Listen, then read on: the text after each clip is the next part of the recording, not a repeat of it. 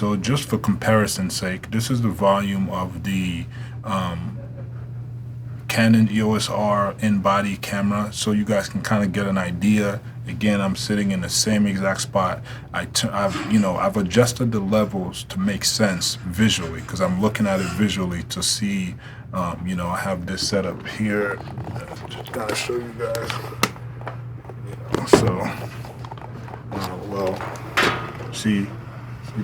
So I'm using that to monitor. I'm using that to monitor the levels of the meters, so that way I know I'm not clipping.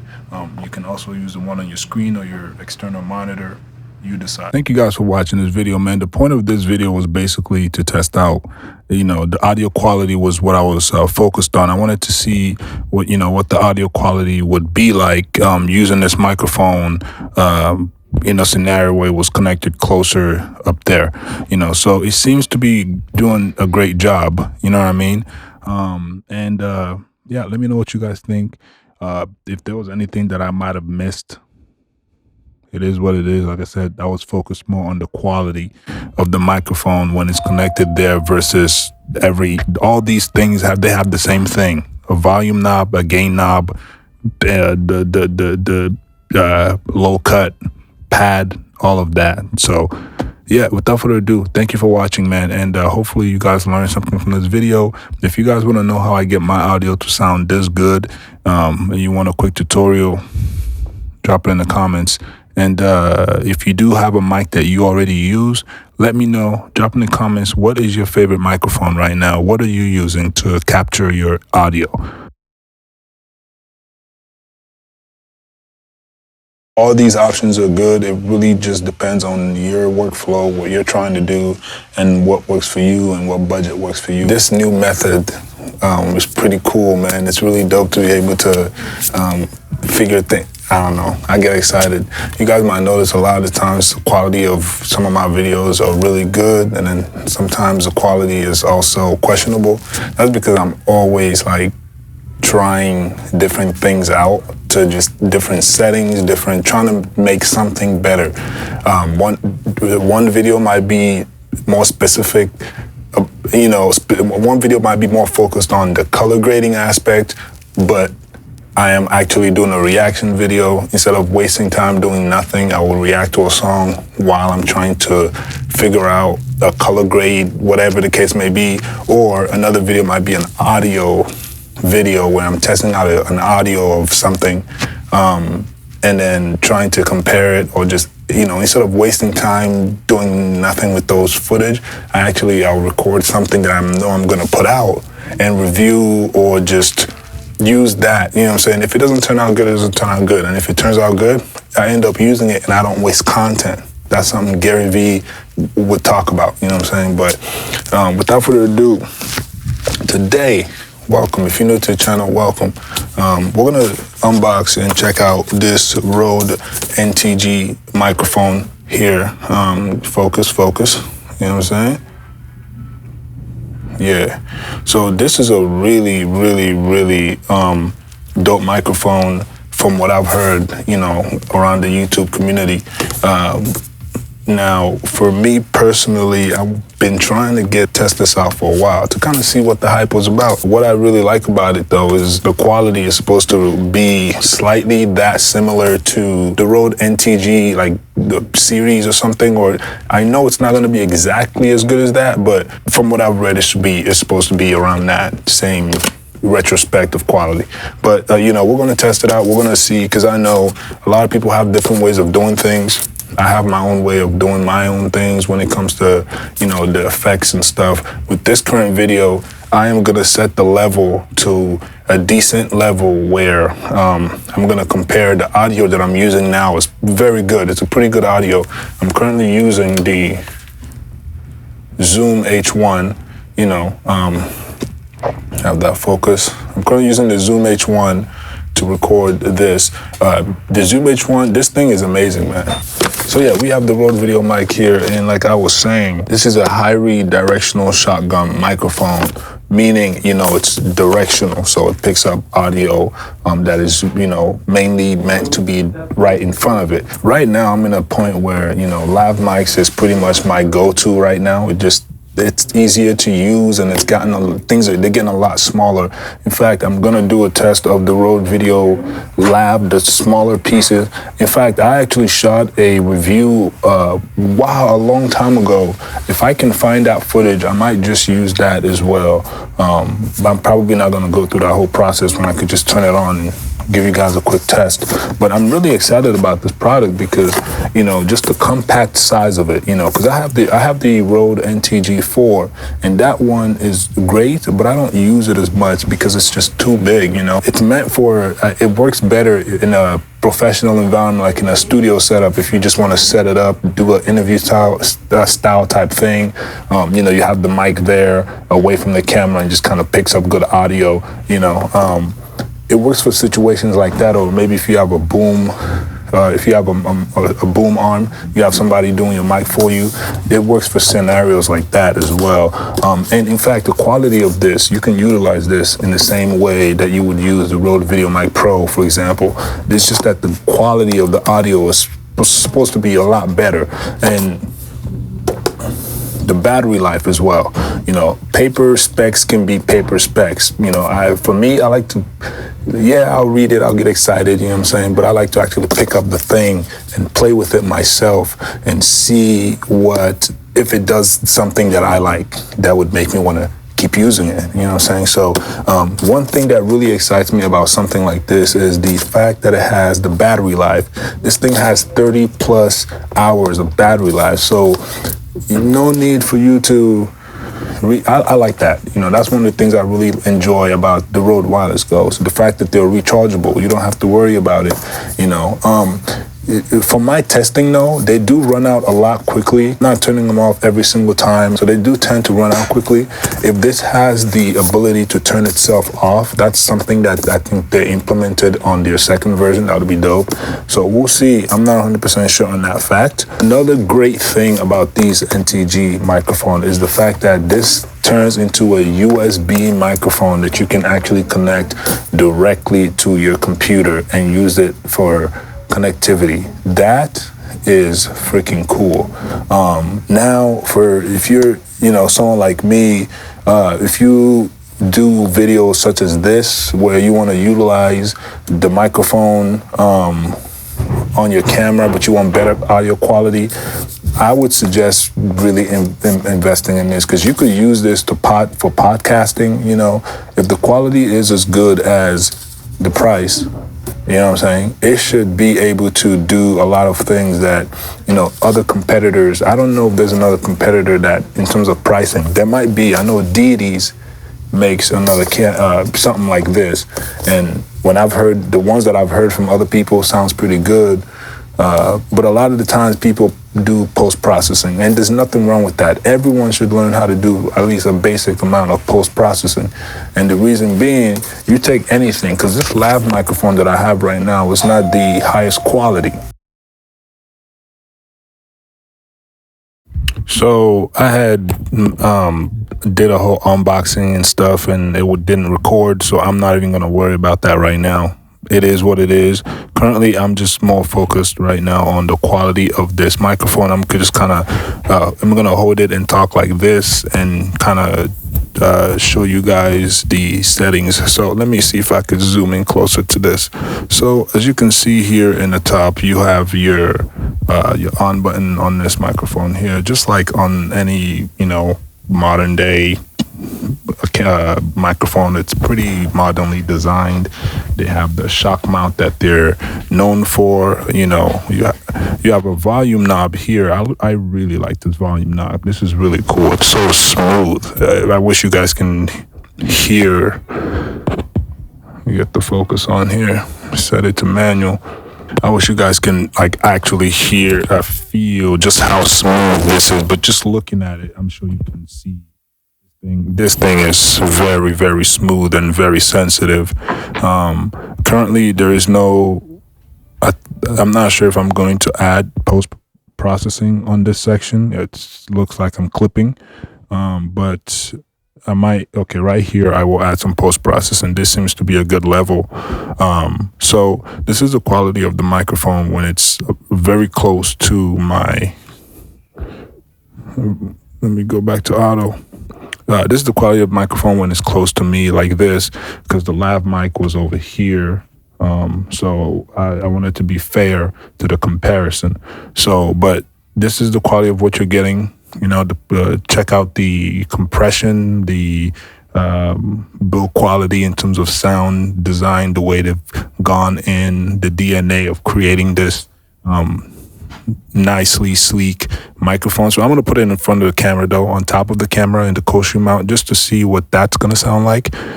And yeah, we'll just test it out, man. This is just a basic microphone test for anyone out there who's interested. I think I'll play it with post-processed audio and without, so you guys can see I process all my audio. You can make it sound way better no matter what the source is. For example, like I was saying, this lab mic that I'm using is not even an expensive lab microphone, but the fact that it's going through the zoom and into the camera, when you add post-processing, nobody will know. This sounds good. So let's go ahead and do this. All right.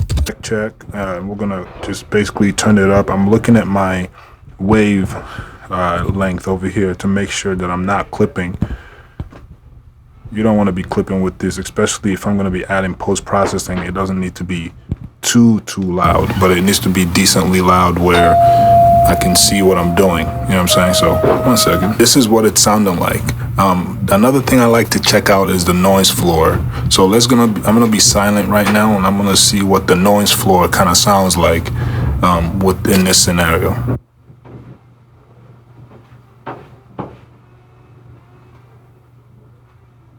So I can kind of see that it is picking up some noise, but it's so little compared to some other options out there. In fact, I almost want to say that the Rode Video mic picks up a lot of noise floor. So what I have to do when I'm actually recording, and which is a great thing for me to bring up in this video, I have to turn my input gain all the way down, because again, if I'm gonna add any post-processing, I don't need the computer or the camera adding its own compression. It's going to fight back and forth for space.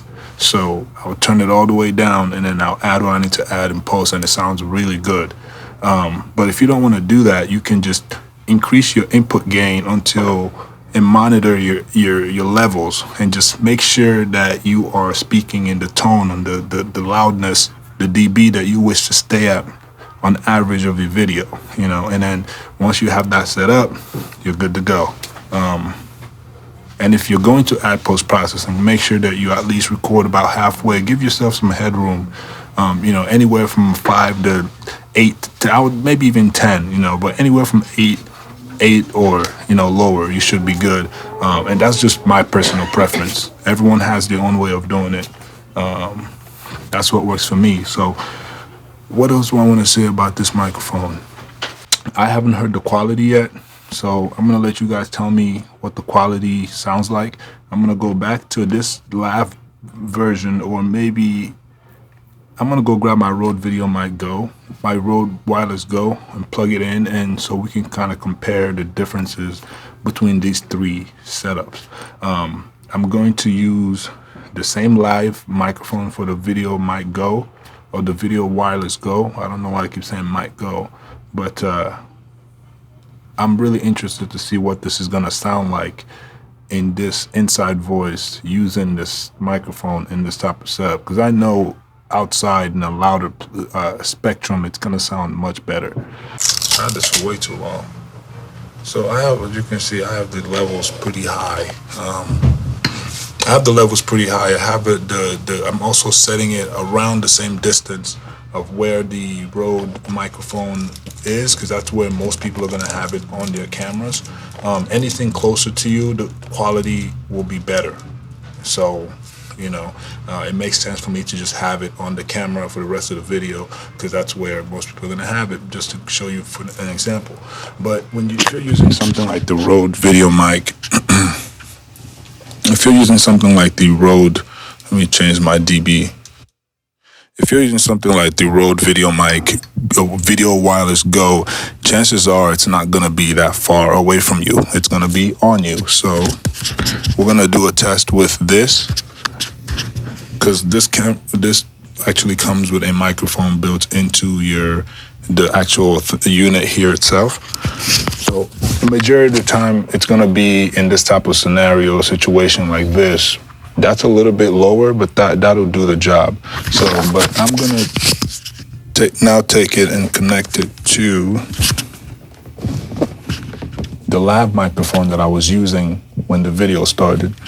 Okay, and this is what the quality sounds like when the live microphone is connected and you have it perfectly just, right on hooked onto your client or your model or whatever. So again, I'm speaking in my inside voice. So, if this quality is good, imagine when you're in a situation where that's not the case, it's gonna sound even better. So these are two different type of microphones. They're meant to be used in two different ways, okay? So if you buy this though, you're probably gonna be using this a lot. This one is meant to keep the cable and management and all that stuff at ease, and that's what this does as well. But the ability to connect it to a live microphone just gives you, another boost of performance, in my opinion, and it's cleaner. Even though this is smaller, no one talks about the fact that when if you don't have a shirt that is properly designed, like a pocket over here or a zipper or a button, putting this up here does get annoying. It pulls your clothes down. No one talks about that, but the quality is what matters. But that's not even a con, really. So let me know what you guys think. I've done a couple different tests. All these options are good. It really just depends on your workflow, what you're trying to do, and what works for you and what budget works for you. I think for most people starting out, it makes sense to honestly get something like the Rode. This Rode, if I was out there and I wanted to get my first DSLR, my first camera microphone, I would probably go with the Rode NTG, just due to the fact that it's battery powered. You don't have to worry about batteries. You know what I'm saying? The quality should be amazing. I haven't heard it yet. I'm gonna check it out. And then the fact that you can use it with a USB on the computer and you don't need your camera, that's a plus. So now they're giving you can podcast with it. So it has a bunch of different uses. I don't think you can connect this to the computer to use as an audio device. I haven't checked it. I haven't tried it. When you plug this into the computer, it doesn't come up for me to use it that way. I've never actually tried that. I would be interested. Let's try it right now that we have this cable. Is tell me that it's charging. I don't think it's gonna pop up as a sound card. It shouldn't. Yeah, no, it doesn't pop up as a sound card. And technology is getting so much better and easier and more affordable. Yep, it pops up as the Rode Video Mic NTG. Yep, that's what it pops up as. So this thing also has a pad safety feature. That will also help you. Like most people don't even utilize these things, but these are things that can help you dial down your setting to exactly what you want based on your location, your room, things like that. There's a high boost frequency input on it as well. So if you're in a situation where it's too low, you can turn the volume up and be able to, get a boost on your mid-range or whatever frequencies that you would like to control in post-production that way. There's also a 2-stage high-pass filter. Most people will have that turned on if there's too much vibration compensation, in the low ends. Usually you want to turn those on so that your vocals aren't too bassy. You know what I mean? Especially for someone like me, I have a pretty deep voice. So that'll help decrease that bass. And if people on their mobile devices, they'll be able to, utilize or hear you in the more higher frequencies than the lower frequencies. In case you were wondering what the harmonics would sound like at those frequencies. This whole time, I think I had it in a mono type of situation. So my audio is only coming out of one side. Hopefully that doesn't affect what I'm trying to do in terms of testing. So I'm just going to use this section to kind of basically do my test. So I'm speaking in an inside tone. I'm sitting in the same position that I was sitting at pretty much throughout the course of this whole video. I'm speaking in an inside voice. I have the dB gain set to about 11. It can go up to 15, but 11 seems to be the sweet spot. And I'm just trying to see what this is going to sound like before I add any post-processing to this. Now there's post-processing in this audio. This is what it sounds like. Let me know what you think. And yeah, I don't know what else to say. I'm just talking now. I'm just talking to see what the audio quality is gonna sound like. So anyways, so without further ado, man, that is going to be the video for today. I think I'm gonna do one more quick test. I'm gonna connect the Rode NTG one, because you could buy these for about $100. I'm gonna connect this and plug it on top of the camera, and then from the same distance that I had this, just to kind of see what the quality sounds like when it's not connected to a live. Stay tuned. All right, so this is the last test that I wanted to conduct. This is the Zoom H1 microphone connected directly to the camera in the same position that the Rode would have been. Where did I put it? In the same position where I had this over here. You know what I'm saying? So one thing I noticed, I think this actually has the automatic sensors that tells the camera when it is plugged in and when it's not. And I say that because of the fact that it turned off automatically by itself, which is really dope. So that's one of the issues I had with the previous older versions that weren't even the quality of these, with the fact that, those didn't do that. They wouldn't give you the option. It wouldn't turn off by themselves. Then they came with the Rode VideoMic Pro, and that gave it that option. So it's dope that they have it on this. It saves battery, so it'll keep the camera running for a long time. So again, this is the test of me recording the Zoom H1. So if you need to get something portable, cheaper, you don't have $250, get the Rode H1. I think the quality of this is probably good. So we're gonna test it out and see which one sounds better. Stay tuned. Thank you for watching. And if you want to purchase any of these, go to rockprocamera.com. I'll put a link to our website in the link in the description below. Check it out, man, and have a great day. Peace. I forgot to do, which is actually important, is to demonstrate to you guys just how good the polar patterning in terms of how it blocks noise from the sides. So what I'm going to do is kind of rotate the microphone, this direction, so you can kind of see how it really removes noise, that is not directly focused on the actual front side of the thing itself. And then you're going to notice how my voice will automatically start to get louder as it turns, in this direction of which I'm speaking. Now, mind you, I don't have the volume as loud as I can possibly have it, but it's pretty cool. Let me turn it up a little bit and do that one more time, actually. That's a little bit too loud now. Too loud. Okay. This is decent. Okay. Let me turn it just a little hair down. Okay, that's cool. So I'm going to go ahead and spin it around one more time, so you guys can kind of see what we're looking at here with the volume turned up a little bit louder, and then, yeah, here we are.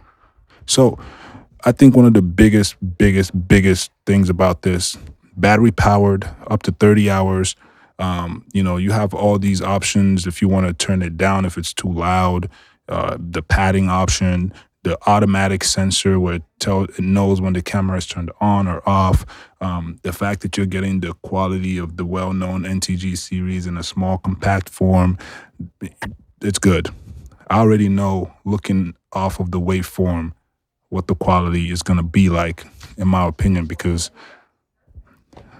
as an audio engineer, producer, these are things that I'm just familiar with. But yeah, I'm going to go listen to it now. I'm done talking. Peace. I've said everything there is to say. What's important is how does it sound?